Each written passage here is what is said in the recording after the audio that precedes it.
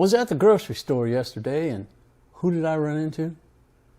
The Bud Light salesman. Oh yeah, the Bud Light guy. The guy who comes in and sees how many cases are sold and restocks. Yeah. So I look over there and I see the Bud Light guy. I mean, I don't know him personally, but I knew that he was in the store because when I pulled up in the parking lot out in front of the store, I saw the Bud Light truck. So I came in looking for him. The Bud Light guy, where's he at? And anyway, I found him, and I figured, you know what, I'm going to strike up a conversation with him. Maybe I can find out some good info. So I walk over to him. Hey, you the Bud Light guy? You know, he's standing there, got his nose pressed into his little iPad, looking in the cooler, seeing how many cases are not sold and punching in his numbers there. And when I go, hey, you the Bud Light guy? I mean, he slowly turns around. I don't know, maybe he was expecting to get punched or something. But I go, hey man, how's it going? Well, okay. And so then I started telling him about how back when the boycott first started, less than 2 weeks into it, I was in the store and saw the Bud Light guy over there. I said, I thought maybe it was you this time, but now seeing you, I realize it wasn't you. And he goes, no, that was my boss. And so I was telling him, yeah, I struck up a conversation with him, super nice guy, was telling me, you know, his take on what was going on. And of course, it was all new and fresh then, so nobody had any idea it was going to get as severe as it's gotten. But that's what I was wondering is, how's it going now?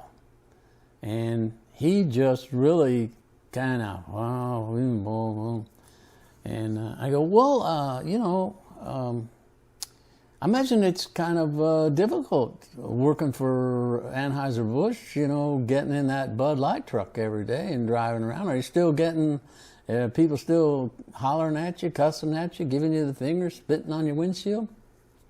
And he just kind of dusted that off a little bit at first, you know, like, well, yeah, it's not a big deal, you know. Nah, that's not really taking place here. And then he started saying, well, you know, I go to different parts of the city.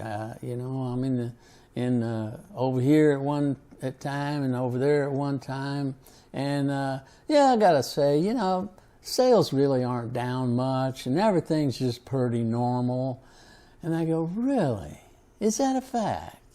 So all this talk about sales being down 29-30%, that's not, and then he goes, well, you know, when I get out here, things can be a little brutal. Thinking, man, a little brutal. But, so I really wanted to hear his take on how it's the customer's fault that sales are down. You know, it's your fault and my fault that Bud Light and Anheuser-Busch products aren't selling very well. But as much as I tried to lead him down that path and open up that door, he didn't want to walk through it. Because he would say, well, you know, sales are really good. I mean, what is it, Bud Ultra? I don't know, something Ultra. I'm not a beer drinker. Well, sales are through the roof on that. It's going great guns. I go, yeah. And he says, then we got Modelo. And I thought, yeah, Modelo. I don't know. I've never tried it. But so I go, well, what about Yingling? Oh, that's not an Anheuser-Busch beer. My mistake. And I say to him, well, you know, I'm sorry.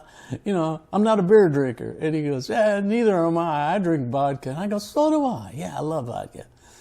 And at least they haven't brought in a queer beer transvestite guy trying to promote that. So, but anyway, he just basically, you know, when I tried to talk to him about it being the customer's fault, that his paycheck is quite a bit less because the Anheuser-Busch sales are down, the beer's not selling all that well. He just didn't want to get into it. I mean, he did agree his paycheck was down. And, you know, kept saying, hey, I'm just working a job like everybody else. I'm just trying to make a living. It's not my fault. I didn't have anything to do with this Mulvaney thing, and neither did my boss. And I go, yeah, that's true. And we understand that. But Anheuser-Busch is the one who seemingly doesn't seem to understand it, because it's their fault and you work for them. So they're the ones who should have tried to get it straightened out. It's not the customer who's affecting we are affecting his paycheck, but it's not our fault that his paycheck is less every week. I feel for him. All you have to do is think to yourself, what would it be like if your paycheck, you know, lost 20 or 25% a week? It would hurt you. So anyway, makes me wonder, what are they going to blame us for next?